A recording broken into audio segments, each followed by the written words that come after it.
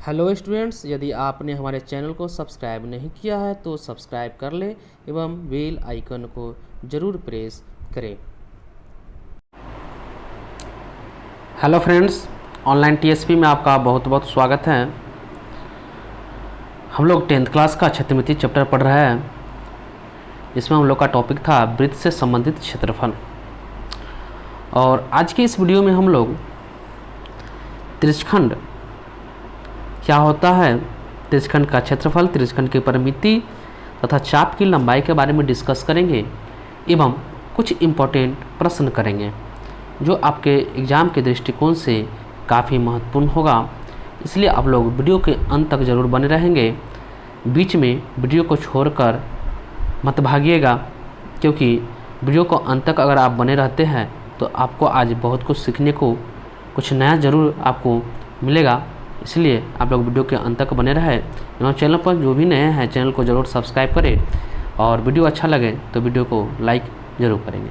तो चलते हैं, हम लोग स्टार्ट करते हैं। आज का जो टॉपिक है 10th क्लास का, हम लोग त्रिज्यखंड के बारे में डिस्कस करेंगे। हालांकि हम त्रिज्यखंड के बारे में पहला वीडियो या शायद दूसरा वीडियो में हम डिस्कस कर चुके थे कि त्रिज्यखंड क्या होता है। हाँ, दूसरा वीडियो में हम डिस्कस किए थे कि त्रिज्यखंड क्या होता है। फिर से हम रिपीट कर देते हैं त्रिज्यखंड क्या होता है। तो ध्यान से देखिए, त्रिज्यखंड बताते हैं कि एक वैसा क्षेत्र जिसमें दो त्रिज्या और चाप की लंबाई यानी चाप के द्वारा जो घिरा हुआ क्षेत्र होगा उसको हम लोग त्रिज्यखंड कहते हैं। जैसे मान लिया जाए कि ये सर्किल है, ये क्या है, सर्किल है। आपको पता है इसका सेंटर क्या है, ये है।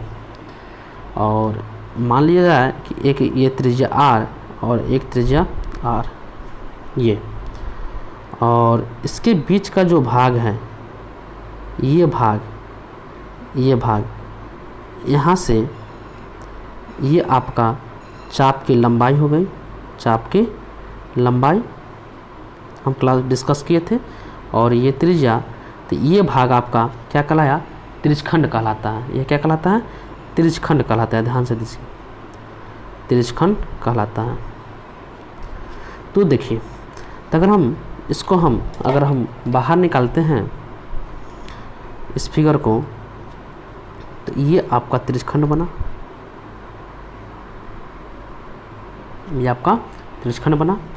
सेंटर O मान लीजिए, ये रेडियस R, ये रेडियस R, और ये चाप की लंबाई को हम लोग L से डिनोट करते हैं। और आप देख सकते हैं कि ये चाप जो है सेंटर पर कुछ ना कुछ कोण बनाएगा, जिसको हम लोग थीटा कोण मान लेते हैं। क्या मान लेते हैं कि थीटा कोण, ये चाप की लंबाई द्वारा केंद्र पर बना कोण क्या है, थीटा है। ये थीटा मतलब यहाँ पे ये जो चाप है, ये चाप यहाँ पे थीटा कोण बनाता है, मान लीजिए। तो ये आपका क्या हो गया, त्रिज्यखंड हो गया। अब हम लोग इसमें पढ़ेंगे कि त्रिज्यखंड का क्षेत्रफल क्या होगा। ये आकृति है तो कुछ ना कुछ क्षेत्र ले रहा है, तो इसका क्षेत्रफल क्या होगा। और पढ़ेंगे कि ये चाप की लंबाई का फार्मूला क्या होता है। फिर पढ़ेंगे त्रिज्यखंड की परिमिति क्या होती है। आज ये 3 टॉपिक हम लोग पढ़ेंगे और इससे इम्पोर्टेंट प्रश्न को करेंगे। तो सबसे पहले हम लोग स्टार्ट करते हैं इसमें त्रिज्यखंड का क्षेत्रफल। सबसे पहले पढ़ेंगे हम लोग त्रिज्यखंड का क्षेत्रफल। त्रिज्यखंड का क्षेत्रफल, area of sector, area of sector. तो ध्यान से देखिए, त्रिज्यखंड का क्षेत्रफल, जिसे आपको अब पता चल गया होगा कि त्रिज्यखंड क्या होता है। जैसे ये वृत्त है, ये सेंटर, ये रेडियस और ये चाप के द्वारा यहाँ पे बनाया गया कोण क्या है, थीटा है। तो ये आपका क्या हो गया, त्रिज्यखंड हो गया। तो ध्यान से देखिए, अब हम लोग को त्रिज्यखंड का क्षेत्रफल ज्ञात करना है। तो आप लोग को पता है वृत्त का क्षेत्रफल कितना होता है, πr²। तो सोचिए कि वृत्त का क्षेत्रफल, जैसे ये वृत्त है, तो पूरा सेंटर पर कितना डिग्री का कोण बनता है, तो 360 डिग्री का कोण बनता है। तो जब 360 डिग्री का कोण बनता है तो अब एरिया कितना होता है, πr²। सोच सकते हैं 360 डिग्री का जब एंगल बनता है तो πr², 1 डिग्री का बनेगा तो क्या हो जाएगा, πr² बटा 360 360, 1 डिग्री पर पाई आर स्क्वायर बटा 360। यहाँ कितना बनना है थीटा, तो थीटा पर बनेगा कितना, तो पाई आर स्क्वायर बटा 360 गुने थीटा। थीटा डिग्री पर बनेगा पाई आर स्क्वायर बटा 360 गुने थीटा एरिया। तो मतलब त्रिज्यखंड का जो क्षेत्रफल हो गया, त्रिज्यखंड का क्षेत्रफल का फार्मूला बन गया पाई आर स्क्वायर थीटा बटा 360 degree, pi R square theta बटा 360 डिग्री। ध्यान से देखिएगा, त्रिज्यखंड का क्षेत्रफल हो गया पाई आर स्क्वायर थीटा बटा 360 डिग्री, जहाँ पर पाई का मान 22/7, आर क्या हो गया, त्रिज्या हो गया, थीटा क्या हो गया, केंद्रीय कोण हो गया। इसको क्या बोलेंगे हम लोग, केंद्रीय कोण बोलेंगे। थीटा को हम लोग केंद्रीय कोण बोलेंगे। तो ध्यान से देखिए, त्रिज्यखंड का क्षेत्रफल आपका फार्मूला बन गया पाई आर स्क्वायर थीटा बटा 360 डिग्री। ये आपको क्लियर हो गया होगा। अब देखिए, यहाँ पर एक इम्पॉर्टेंट बात है कि आपको हम पिछले क्लास में भी डिस्कस किए थे कि ये अगर सर्किल है, ये आपका त्रिज्यखंड बना, यहाँ पे थीटा, यहाँ पे आर, ये त्रिज्यखंड। तो इस त्रिज्यखंड का नाम हम लोग देते थे लघु त्रिज्यखंड। इधर वाला जो पार्ट बच गया उसको क्या बोलेंगे, दीर्घ त्रिज्यखंड। तो लघु त्रिज्यखंड और दीर्घ त्रिज्यखंड। अब देखिए, ये वाला पार्ट जिसको हम ब्लू पेन से कर रहे हैं, ये आपका लघु हो गया और ये आपका दीर्घ हो गया। तो यहाँ पे एक चीज़ देखिएगा, हम यहाँ पे लिख सकते हैं कि लघु त्रिज्यखंड, देखिए लघु त्रिज्यखंड या त्रिज्यखंड, अगर कहीं केवल त्रिज्यखंड का बात चल रहा है तो समझिएगा कि आप लघु त्रिज्यखंड हो रहा है, लघु त्रिज्यखंड के बारे में बोलना है। तो लघु त्रिज्यखंड का क्षेत्रफल प्लस, अगर दीर्घ त्रिज्यखंड की बात करें, लघु त्रिज्यखंड का क्षेत्रफल प्लस दीर्घ त्रिज्यखंड, मतलब ये छोटा वाला और ये पूरा मिलाकर, तो ये अगर टोटल दोनों मिल जाएगा तो समझिए कि आप क्या समझ रहे हैं कि एक वृत्त बन गया।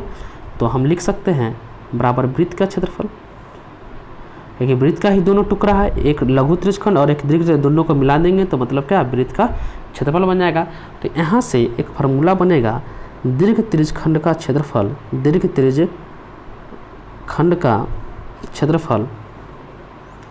बराबर क्या, वृत्त का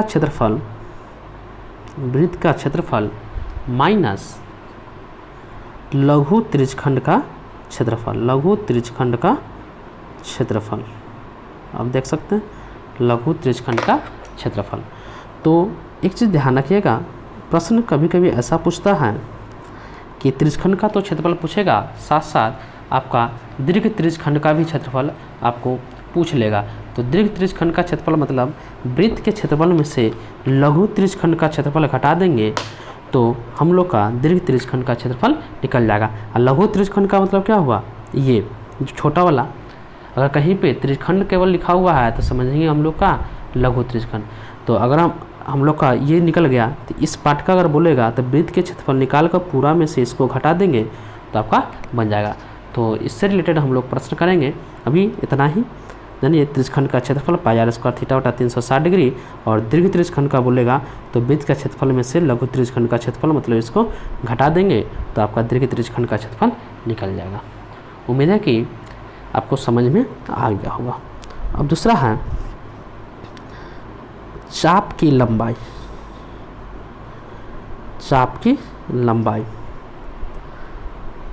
लेंथ ऑफ आर्क, चाप की लंबाई। देखिएगा,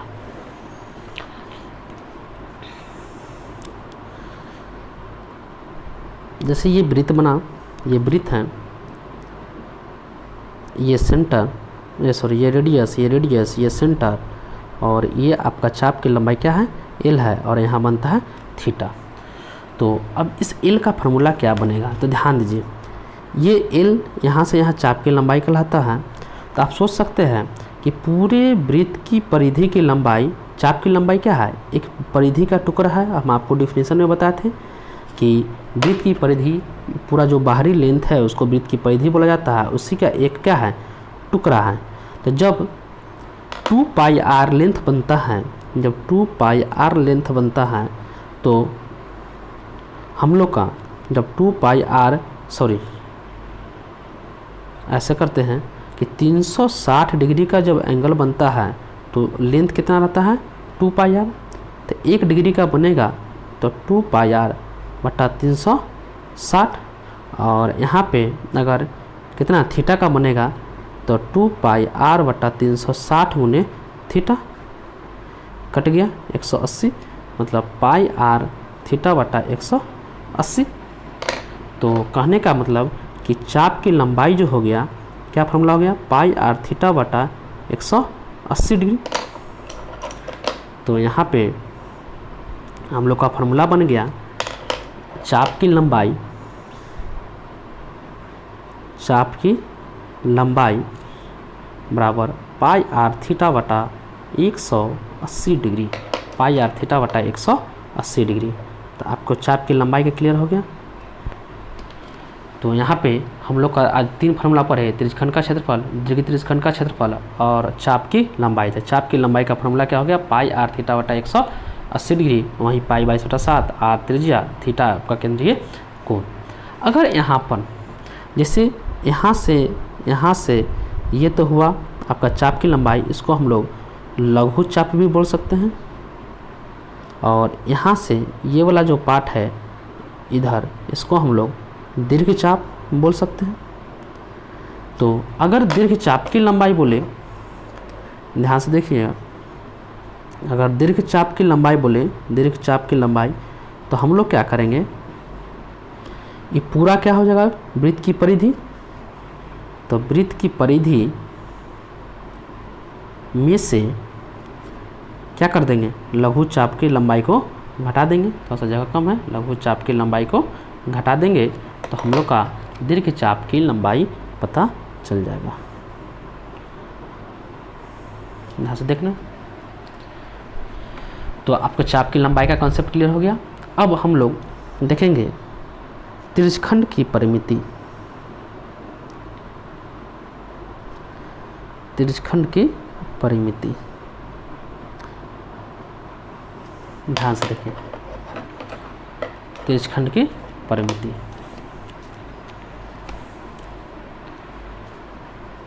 अब सही से देखने का प्रयास करेंगे। तो देखिए त्रिज्यखंड, मान लीजिए ये त्रिज्यखंड है, इसका सेंटर आर, ये आर, रेडियस आर, और ये चाप की लंबाई एल, ये आपका त्रिज्यखंड है, और ये आपका थीटा कोण है। तो आप बताइए कि परिमिति का मतलब क्या होता है। किसी भी फिगर की परिमिति का मतलब होता है उसकी बाहरी जो घेरे है उसकी लंबाई।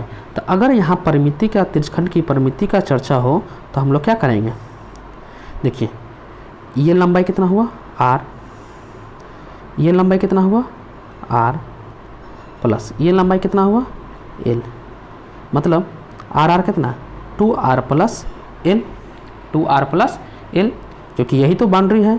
तो ये आर और ये आर, मतलब 2r और एल क्या है, एल का मतलब चाप की लंबाई, और चाप की लंबाई का फॉर्मूला भी क्या पढ़े हम लोग, पाई आर थीटा बटा 180 डिग्री, मतलब पाई आर थीटा बटा 180 डिग्री किसकी परिमिति का फॉर्मूला हो गया,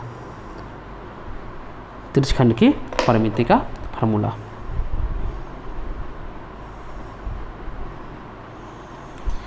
तो त्रिज्यखंड की परिमिति का फॉर्मूला हो गया 2r plus pi R theta बटा 180 डिग्री। अब ध्यान से देखिएगा,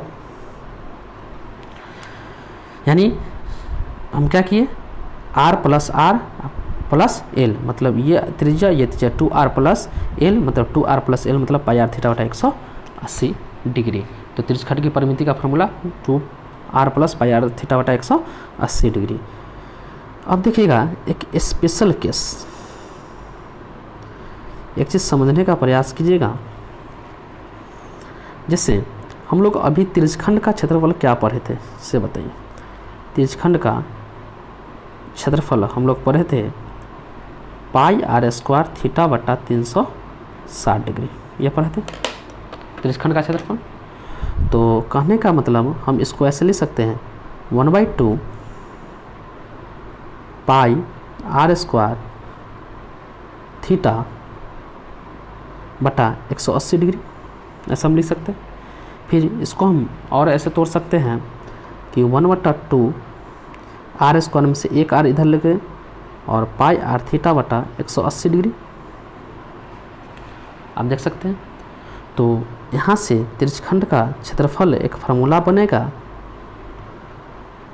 देखिए 1/2 इंटू आर और पाई आर थीटा बटा 180 डिग्री। तो पाई आर थीटा बटा 180 डिग्री का मतलब क्या हुआ, आप देखिए चाप की लंबाई एल बराबर पाई आर थीटा बटा 180 डिग्री। तो यहाँ हम इसको एल लिख सकते हैं। तो मतलब फार्मूला बन गया कि एक और त्रिज्यखंड का क्षेत्रफल 1/2 आर गुने एल, 1/2 आर गुने एल। यानी ये फार्मूला बहुत ही इंपॉर्टेंट फार्मूला है। इस किस टाइप का क्वेश्चन आपसे बनेगा, तो देखिए अगर मान लिया जाए कि ये त्रिज्यखंड है, ये त्रिज्यखंड है, तो यहाँ पे अगर आपको डायरेक्ट रेडियस दे, अगर रेडियस दे और चाप की लंबाई दे दे, अगर चाप की लंबाई दे दे और उस केस में अगर आपको यहाँ थीटा नहीं दे और उस समय आपसे पूछे कि त्रिज्यखंड का क्षेत्रफल क्या होगा, तो आप डायरेक्ट 1/2 आर गुने एल, मतलब त्रिज्या और चाप की लंबाई को गुना कर देंगे, त्रिज्या और चाप की लंबाई को गुना कर देंगे तो आपका त्रिज्यखंड का क्षेत्रफल निकल जाएगा। तो उम्मीद है कि आज का क्लास में जो भी हम फार्मूला बताए हैं आप लोग फार्मूला नोट कर लेंगे और पूरा फार्मूला